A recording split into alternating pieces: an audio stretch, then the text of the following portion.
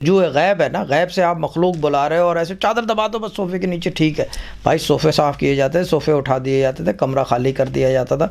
जितनी चीज़ें क्लटर कम होगा कमरे में, उतनी आमद और रफ्त ज़्यादा होगी। ये वज़ाइफ का उसूल है। और अगर आपको ये चीज़ देखनी हो तो 28 आके देख लें।